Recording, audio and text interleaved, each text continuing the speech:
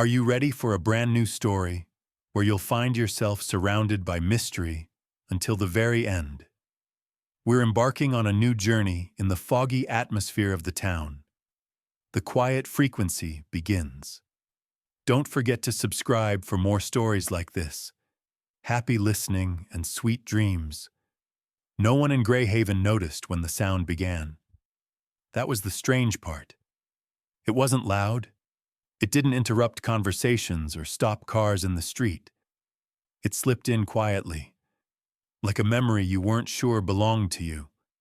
At exactly 2:17 a.m., every radio in town came alive. Old kitchen radios dusted with flour, portable ones forgotten in garages, a broken cassette player in the high school's lost and found, even the antique radio in the town museum that hadn't worked in decades. They all emitted the same sound, a low, steady hum. Not music, not static, a frequency. In his bedroom at the edge of town, Caleb Mercer woke with his heart racing, fingers gripping his sheets as if he'd been falling. The hum filled the room, vibrating gently through the walls, through his bones. He sat up, listening. The sound wasn't coming from his radio. It was coming from everywhere. Outside, Greyhaven slept on, porch lights glowing, trees swaying softly, the lake perfectly still. No alarms rang, no dogs barked, the town didn't panic. Because somehow, most people didn't hear it at all, but the ones who did would never forget that night. And by morning, one of them would be gone. Caleb didn't tell anyone about the sound. Not at first. By morning, the hum was gone, leaving behind only a faint ringing in his ears and a headache that felt like he hadn't slept at all. His clock blinked 12 o'clock, frozen in time, even though sunlight spilled through his curtains. Greyhaven looked normal. That was what bothered him most. At breakfast, his mother flipped through the local paper, complaining about the price of eggs. His younger sister argued about school. No one mentioned the night. No one looked shaken. Caleb pushed his cereal around with his spoon. "You hear anything weird last night?" he asked casually. His mother shook her head. "Like what?" "Nothing, just asking." At school, the halls buzzed with the usual noise. Lockers slamming, sneakers squeaking, laughter echoing off dull blue walls. Posters for the fall festival hung crookedly near the main office. Normal. Too normal. It wasn't until second period that Caleb realized he wasn't alone. Maya Holloway caught his eye from across the classroom. She sat rigid in her chair, dark circles under her eyes, fingers tapping an uneven rhythm against her desk. When their eyes met, she didn't look away. She tilted her head slightly. A question. At lunch, she slid into the seat across from him without asking. "You heard it too," she said. Caleb froze. "Heard what?" "The sound, the hum. Don't pretend." Relief hit him so hard it almost made him dizzy. "Yeah," he whispered. "I thought I was losing it." Maya leaned closer. "You weren't. I counted it. 4 minutes and 36 seconds. Same pitch the entire time." Caleb stared at her. "You counted?" She shrugged. "Couldn't sleep." They weren't alone for long. Ethan Brooks joined them, dropping his tray with a nervous clatter. "Okay, so I'm not crazy," he said, lowering his voice. "Because something woke me up last night, and it wasn't a dream." Maya's eyes flicked around the cafeteria. "You heard it." Ethan nodded. "Felt like it was inside my head." By the end of lunch, there were 6 of them. 6 students who hadn't slept. 6 students with ringing ears. 6 students who all woke at 2:17 a.m. None of them knew what the sound was, but all of them agreed on one thing. It hadn't come from any radio. After school, police cars lined Maple Street. Word spread fast. Liam Carter hadn't come home the night before. His bike was found near the old service road by the woods, twisted and abandoned like he'd dropped it mid-ride. No signs of a struggle, no blood, no footprints leading away. Just absence. Caleb stood at the edge of the crowd, the hum echoing faintly in his memory. He didn't know Liam well, but he knew one thing for certain. Liam was one of the 6, and whatever had come to Greyhaven in the night, it had taken its first listener. Greyhaven had always avoided the woods. They bordered the town like a silent warning, dense, dark, and strangely untouched. Kids were told stories about wild animals, sinkholes, and unstable ground. But the truth was simpler. People went in. They just didn't like talking about what they found. That afternoon, Caleb, Maya, Ethan, Riley Knox, Jonah Price, and Lena Ortiz stood at the edge of the tree line, staring down the dirt service road where Liam's bike had been found. A strip of yellow police tape fluttered lazily in the breeze. "This is a bad idea," Jonah muttered, adjusting his glasses. "The cops literally told everyone to stay away," Riley smirked, though her eyes kept drifting toward the woods. "Yeah, and when has that ever stopped us?" Caleb didn't answer. His attention was fixed on the silence. No birds, no insects, not even wind through the leaves. Dead air. Maya crouched near the bike, examining the bent wheel. "He didn't crash," she said. "Look, no skid marks, no signs he tried to stop." "So what?" Ethan said quietly. "He just vanished?" Lena hugged her jacket tighter. "I don't like this place." Neither did Caleb, but something pulled at him, a pressure behind his eyes that grew stronger the closer he stepped toward the trees. Then he heard it. Not the hum. Something else. A faint, broken sound, like static trying to become a voice. "Do you hear that?" he asked. Maya's head snapped up. "Yes." They followed it past the tape. 10 minutes in, the woods changed. The trees grew closer together, their branches knitting into a canopy that swallowed the light. The temperature dropped. Breath fogged in the air despite the warm afternoon. Ethan checked his phone. No signal. Jonah frowned. "Mine either." The sound grew clearer, static, then a click. They reached a clearing and froze. At its center stood an old radio tower, skeletal and rusted, its red warning light dark. Thick cables snaked into the ground, disappearing beneath a concrete hatch half hidden by moss. "This isn't on any map," Riley whispered. Maya approached the hatch, brushing dirt away from a metal plate bolted to its surface. She read aloud. "Greyhaven Research Annex Est. 1978, Caleb's chest tightened, the year his grandfather had stopped talking about his job. Before anyone could say anything else, the static surged. The tower came alive. The red light blinked once, twice, and from somewhere beneath their feet, a voice crackled through the air. Not loud, not clear, but unmistakably human. "Can you hear me?" Lena screamed. The ground vibrated as the concrete hatch shifted, dust spilling into the clearing. Caleb stumbled back, heart hammering. The voice spoke again, closer now. "You weren't supposed to listen." The hatch creaked open, and the darkness below breathed. The hatch did not open all the way. It stopped halfway, caught on something unseen, leaving a narrow gap just wide enough for darkness to spill out. Cold air rushed upward, carrying the smell of damp metal and something older, like soil that had never felt the sun. No one moved. Caleb's heartbeat thundered in his ears, louder than the static still humming through the tower. The voice had gone silent, but its presence lingered, heavy and aware.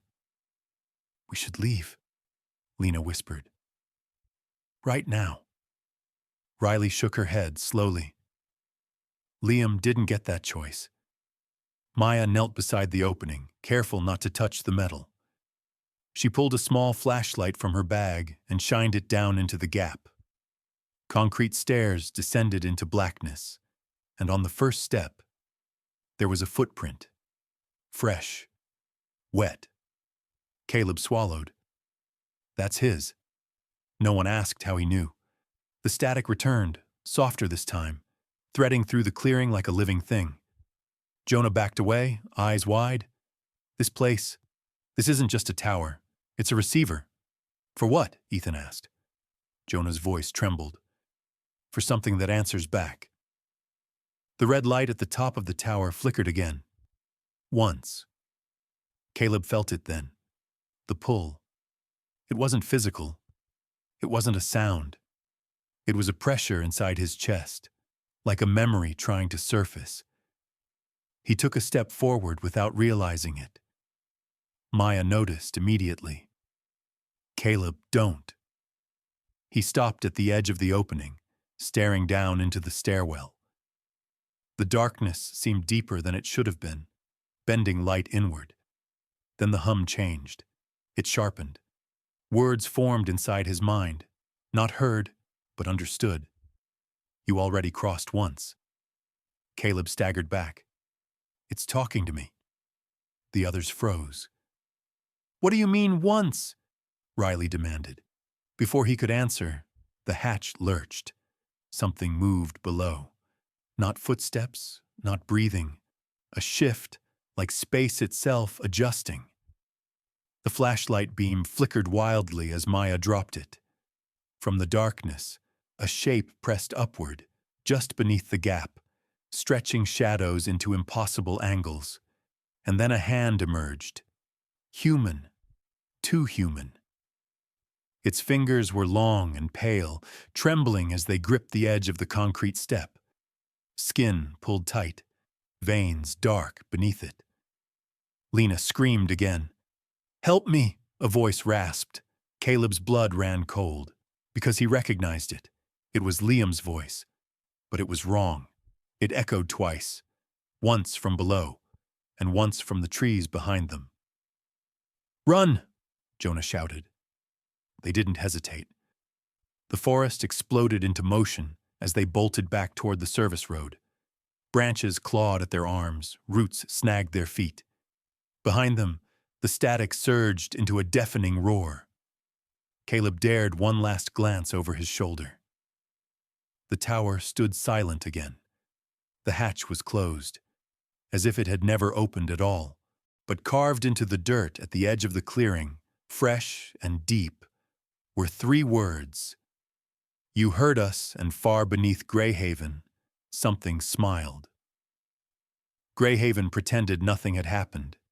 By the time the 6 of them burst out of the woods, lungs burning and clothes torn, the afternoon sun had slipped lower in the sky, casting long, harmless shadows across Maple Street.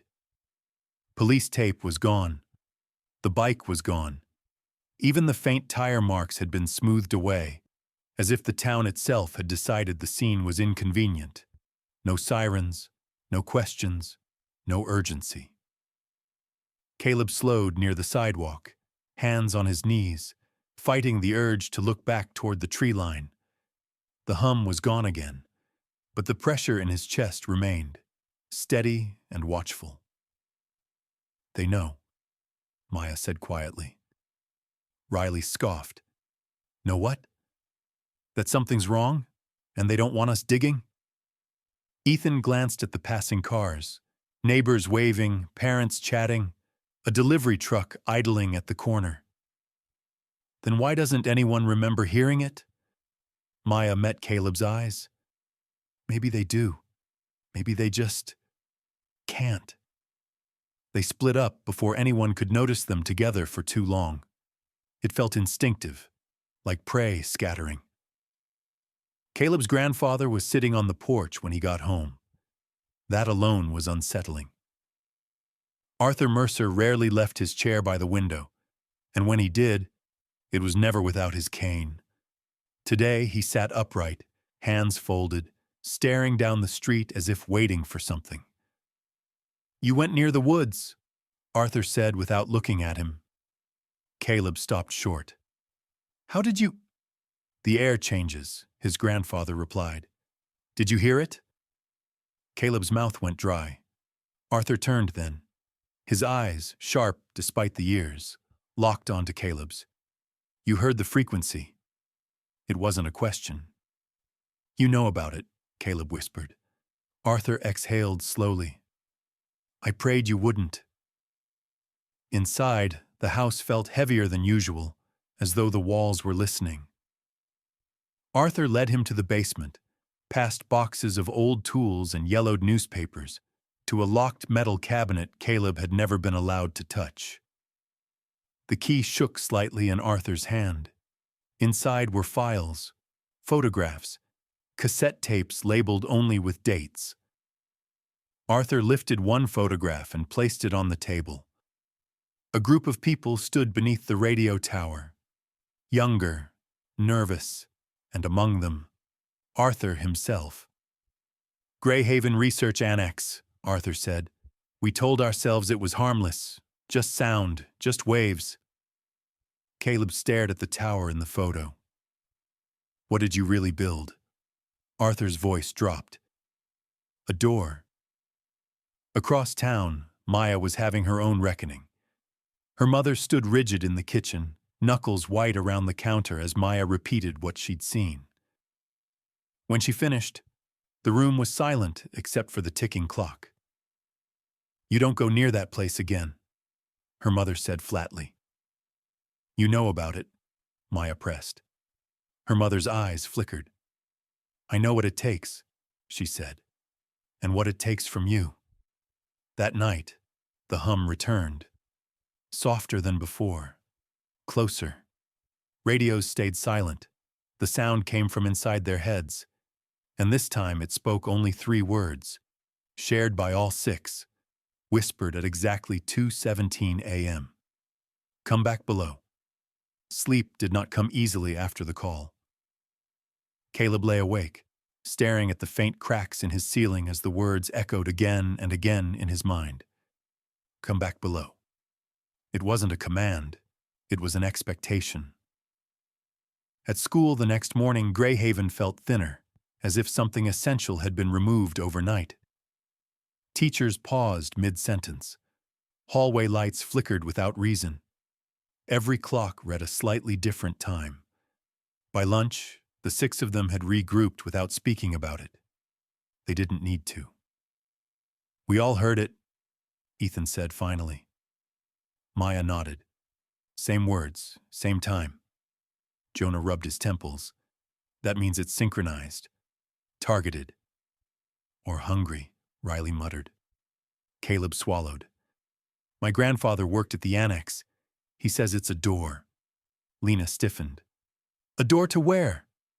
Caleb hesitated. Images flickered at the edge of his thoughts. Long corridors bending inward, shadows moving without bodies.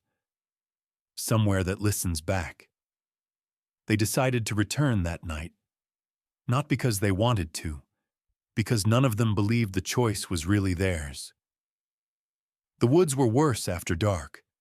Flashlights warped against the trees, shadows stretching too long, bending at the wrong angles. The air felt dense, almost liquid, resisting every step. The tower waited. Its red light burned steadily now, no longer flickering. The hatch stood open. Caleb felt it before he saw it. The pull, stronger than before, tightening in his chest like invisible hands. Maya descended first, counting the steps aloud.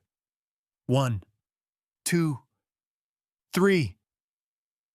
Her voice distorted past 10, stretching thin as if swallowed by distance. The stairwell opened into a chamber far larger than the structure above could allow. Concrete walls curved inward, lined with old equipment, reels of tape, broken monitors, antennas aimed not outward, but down. At the center stood a metal frame. A doorway, nothing filled it. and yet Caleb could see it. A ripple in the air, bending light, swallowing sound. "That's impossible," Jonah whispered. "That's it," Ethan said. "That's the space." The frequency rose, no longer a hum but a layered chorus, overlapping echoes of voices that almost formed words. Then one voice broke through. Clear. Familiar. "Caleb." He stepped forward before anyone could stop him. Inside the doorway, the world folded. Greyhaven vanished. The air inverted. He stood somewhere else. A mirror of the chamber, but wrong. Walls pulsed faintly, breathing. Shadows moved independently of their sources. The sound here was constant, pressing, alive. And standing across from him was Liam. Or what wore Liam's face. His eyes were dark voids, reflecting nothing.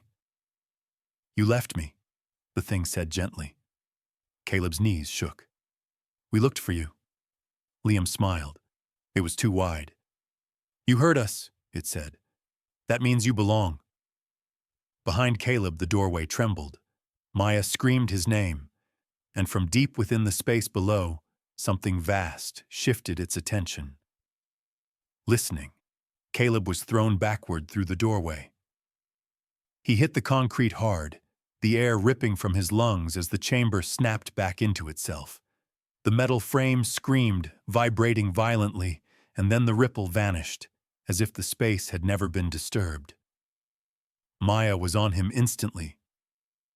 "Caleb, Caleb, look at me!" He gasped, eyes flying open. The hum still rang in his skull, louder now, layered with whispers he couldn't separate from his own thoughts. "I saw it," he croaked. "Not just Liam. Something behind him." The tower groaned overhead. Ethan scrambled back as dust rained from the ceiling. "We need to leave. Now!" No one argued. Greyhaven did not sleep that night. Lights flicked on and off across town. Radios powered up by themselves, needles twitching, dials spinning uselessly between stations. Dogs howled until their voices gave out. At exactly 2:17 a.m., every clock in Greyhaven stopped. Not reset. Stopped. And in that frozen minute, the town remembered. Arthur Mercer sat rigid at the kitchen table as Caleb staggered inside. "It's open," Caleb said. "The door." Arthur closed his eyes. So it's begun again. Again. Caleb slammed his hands on the table. "You knew. All of you knew." Arthur stood slowly, joints cracking. "We didn't know what we were building. Not at first." He retrieved a thick folder from beneath the sink, pages warped with age and water damage. Greyhaven was chosen because of the fault. What fault? Arthur spread out old survey maps, marked with deep red lines intersecting beneath the town. "A resonance fault," he said. "A place where sound behaves incorrectly. We amplified it, pushed it, and opened a door," Caleb whispered. Arthur nodded. It listened, and it answered. Across town, Maya's mother finally spoke the words she'd buried for decades. "It needs balance," she said, staring at the darkened window. "It always did." Maya's voice shook. "Balance how?" Her mother swallowed. "By taking one who hears it, and leaving the rest." By morning, the 6 of them were no longer 6. Lena didn't show up. Her house was empty, her bed untouched. Her radio still humming softly on the nightstand. On the wall above it, written in a thin layer of dust, she stayed quiet at the tower. The red light dimmed, satisfied, for now. Lena's absence settled over Greyhaven like a held breath. No missing posters went up. No police cars circled her street. No announcements echoed through the school halls. It was as if the town had collectively agreed that silence was safer than truth. At school, her desk sat empty. The teacher paused once, frowning, then continued the lesson without comment. When the bell rang, no one asked where Lena had gone. Caleb felt something snap inside him. They're letting it happen, Riley said later, her voice low with fury. They're choosing it. They were taught to, Jonah replied. Fear is easier when it comes with rules. That afternoon, they met in the abandoned storm shelter beneath the old baseball field, a place forgotten by the town and untouched by the frequency. The air there felt neutral, quiet in a way that didn't press against the mind. Maya spread Arthur's maps across the concrete floor. The fault lines converge directly under the tower, she said. But they don't end there.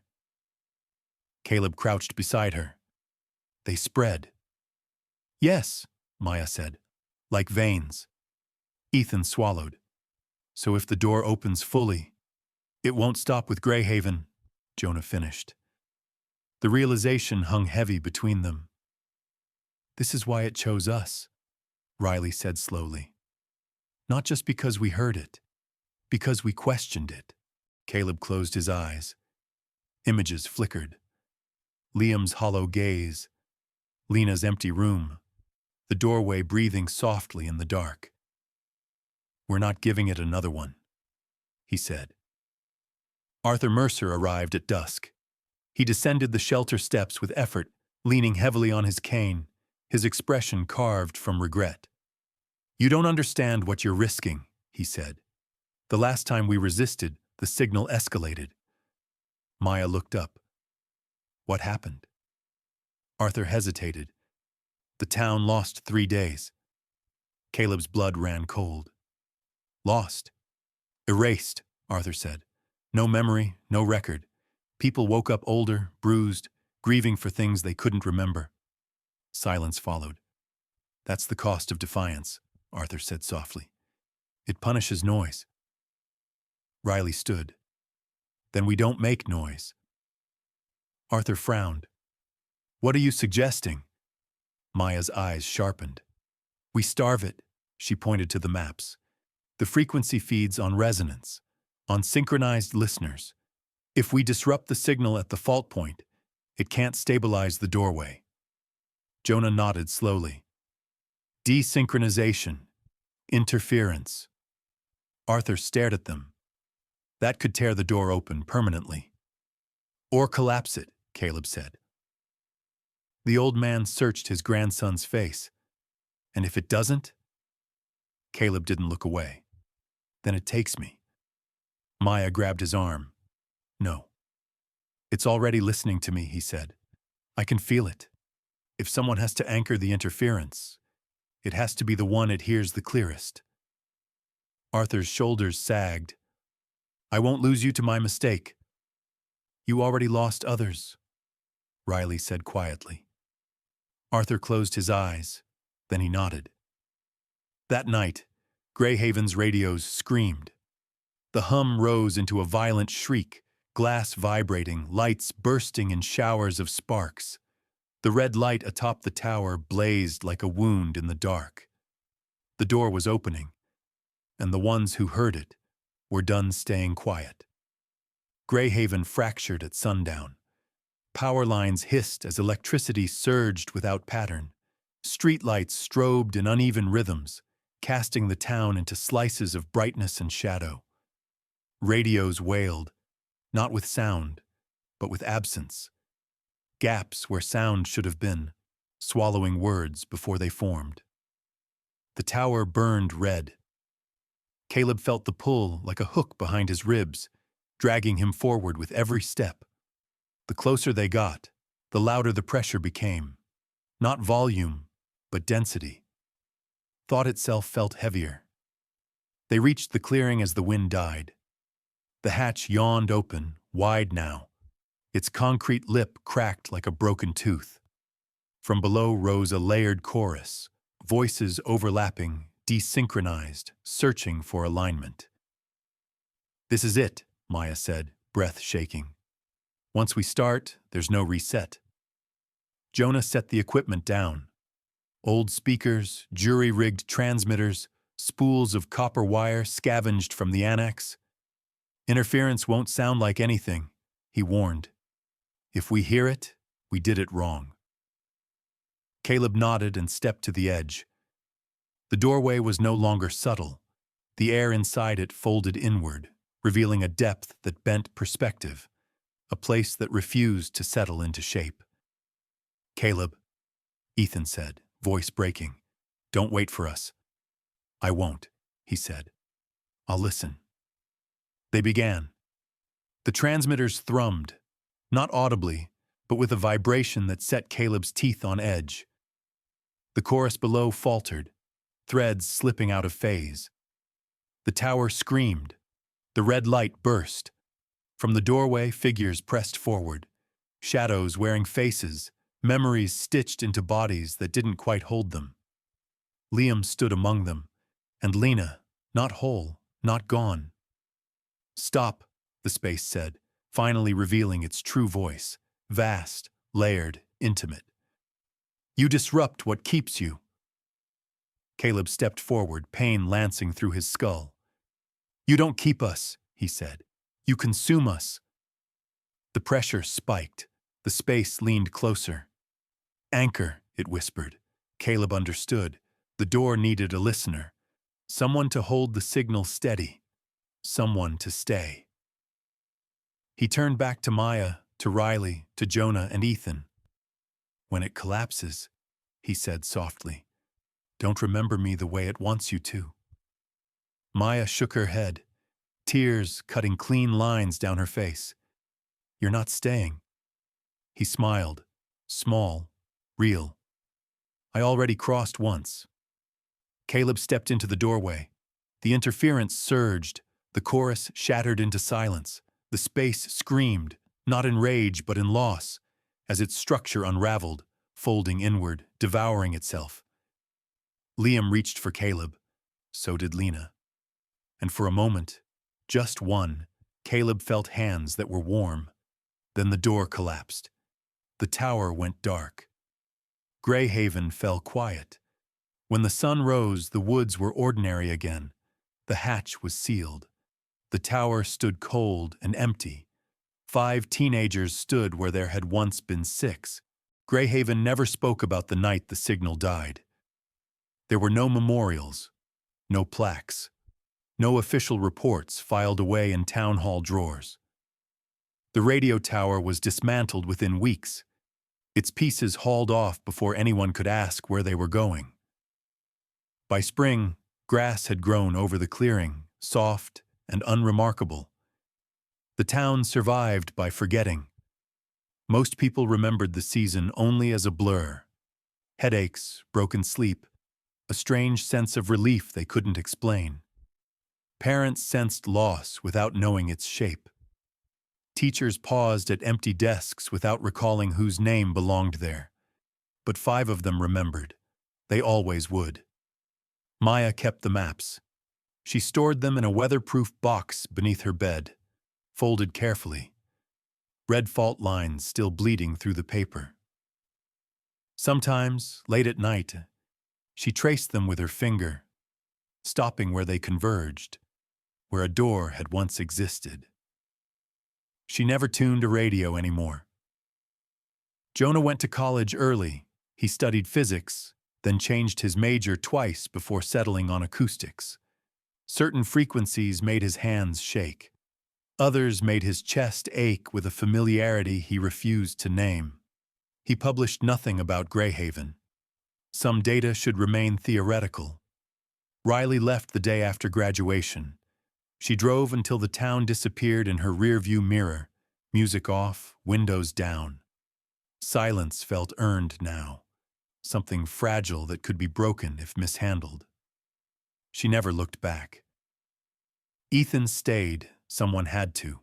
He worked odd jobs, helped neighbors fix old radios he quietly made sure never worked quite right again. He watched the woods when storms rolled in. He listened for hums that never returned. And every night at 2:17 a.m., he woke without knowing why. Arthur Mercer passed away quietly that winter. Before he did, he asked for only one thing, that his grandson's name not be spoken aloud. "Some doors," he said, voice thin but certain. Stay closed because we respect what they cost. Years later, a girl found an old cassette tape at a flea market 2 towns over. It had no label. When she played it, there was no music. Just 4 minutes and 36 seconds of silence. She felt watched. She turned it off. That night, at exactly 2:17 a.m., a boy she'd never met dreamed of a red light going dark. And somewhere far below what should exist, something listened. But it did not answer.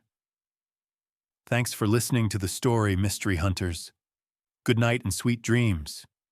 Enjoy your sleep.